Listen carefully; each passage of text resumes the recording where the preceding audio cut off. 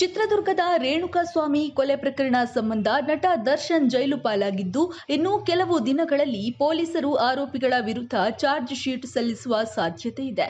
ಈ ಮಧ್ಯೆ ದರ್ಶನ್ಗೆ ಬೆಂಬಲ ನೀಡುವ ಭರದಲ್ಲಿ ನಾಲಿಗೆ ಹರಿಬಿಡ್ತಾ ಇರುವ ದರ್ಶನ್ ಅಭಿಮಾನಿಗಳಿಗೆ ಪೊಲೀಸರು ಬಿಸಿ ಮುಟ್ಟಿಸಿದ್ದು, ಈಗಾಗಲೇ ಬೆಂಗಳೂರಿನಲ್ಲಿ ಓರ್ವ ದರ್ಶನ್ ಅಭಿಮಾನಿಯನ್ನ ಬಂಧಿಸಲಾಗಿದೆ.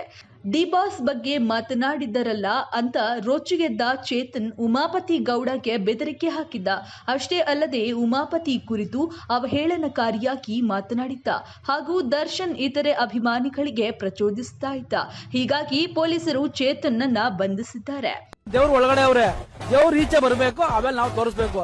ಫಸ್ಟ್ ಹೇಳೋದು ಉಮಾಪತಿ ಶ್ರೀನಿವಾಸ್ಗೆ, ಪ್ರತಾಮ್ಗೆ, ಇನ್ ಮಿಕ್ತರ್ಗಳು ಹೇಳೋದು, ನೀವು ಎಷ್ಟು ಕರೆಕ್ಟ್ ಆಗಿ ಮಾತ್ರ ಅಷ್ಟೇ ಕರೆಕ್ಟ್ ಆಗಿ ಮಾತಾಡ್ತೀನಿ. ನಾವು ನೀನ್ ಹೆಂಗೆ ತಿರುಗ್ತೀನಿ, ನಾವು ಹಂಗೆ ತಿರುಗ್ತೀನಿ. ನಿನ್ನ ಹತ್ರ ಕೋರ್ಟ್ ಇದ್ರೆ ಜೈಲು ಸೇರಿದ ನಟ ದರ್ಶನ್ ಬಗ್ಗೆ ಉಮಾಪತಿ ಗೌಡ ಅವರು ಈ ಹಿಂದೆ ಮಾತನಾಡಿದ್ರು. ಈ ಬಗ್ಗೆ ನಟ ದರ್ಶನ್ ಫ್ಯಾನ್ ಆಗಿರುವಂತಹ ಚೇತನ್ ಕೋಪಗೊಂಡಿದ್ದು, ಡಿ ಬಾಸ್ ಬಗ್ಗೆ ಮಾತನಾಡಿದ್ರಲ್ಲ ಅಂತ ರೊಚ್ಚಿಗೆದ್ದು ಉಮಾಪತಿ ಗೌಡಗೆ ಬೆದರಿಕೆ ಹಾಕಿದ್ದ.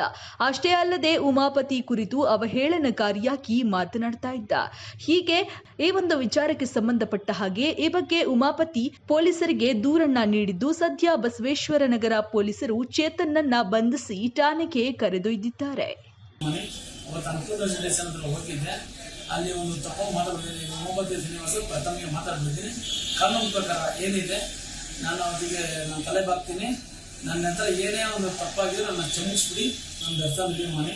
ಅವತ್ತು ಅನುಕೂಲ ಸ್ಟೇಷನ್ ಹತ್ರ ಹೋಗಿದ್ದೆ, ಅಲ್ಲಿ ಒಂದು ತಪ್ಪು ಮಾತಾಡ್ಬಿಡ್ತೀನಿ. ಉಮಾಪತಿ ಶ್ರೀನಿವಾಸ ಪ್ರಥಮಿಗೆ ಮಾತಾಡ್ಬಿಡ್ತೀನಿ.